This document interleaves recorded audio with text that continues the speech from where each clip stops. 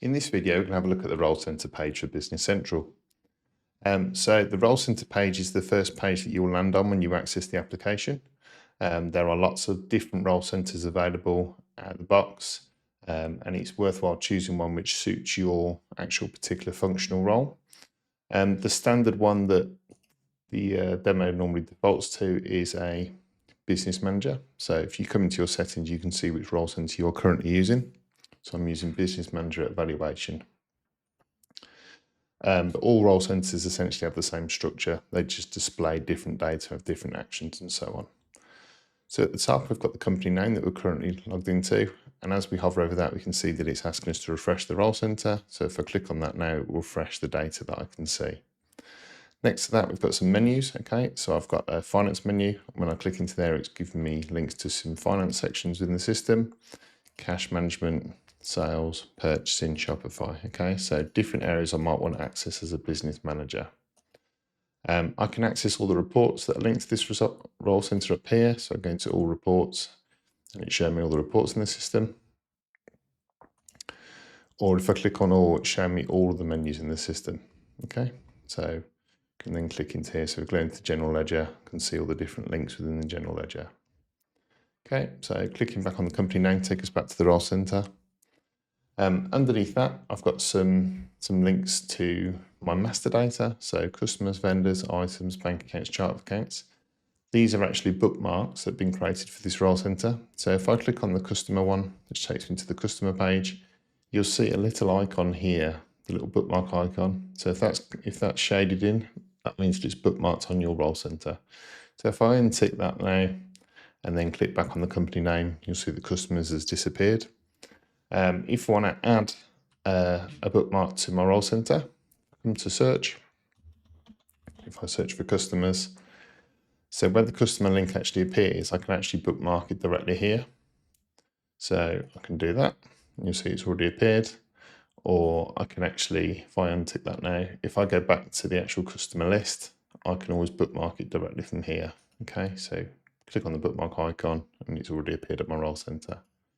So really useful way of quickly creating links to your most used pages.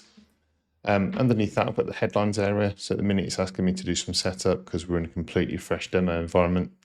Over time, that will provide you with some useful business insights.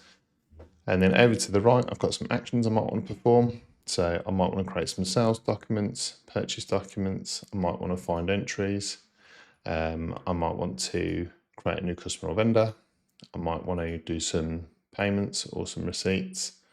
Might want to run some reports. Okay, so just quick links into other functions I might want to perform. Underneath that, we've got the activities area. So there, I've got some headline numbers. So it's telling my sales this month, overdue sales, overdue purchases.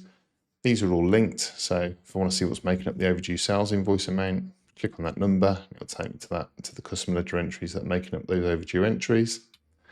And then underneath that, I've got the queue tiles. Okay, so we've got the ongoing sales, ongoing purchases, payments. Again, these are all linked. So if I want to see what's in this 9 sales orders, just click on the queue tile itself and it'll take me to that list of sales orders. Okay, so I want to look at these ongoing purchase invoices, click on that and take me to the purchase invoices we've got open. Coming down, we've then got tiles for the other tasks, so incoming documents, any job queue entries we've got going on, intercompany transactions, Shopify activities. At the bottom of the role centre, we've got insights. So we've actually got a Power BI object here. So this is showing us our current top 5 customers by sales value. If I drop down there, I can then select a different chart if I want to. So I've got a number of sort of pre-installed Power BI objects that we can see on the role centre. And then I can actually then flip between charts. I can choose the different period lengths and so on. Okay.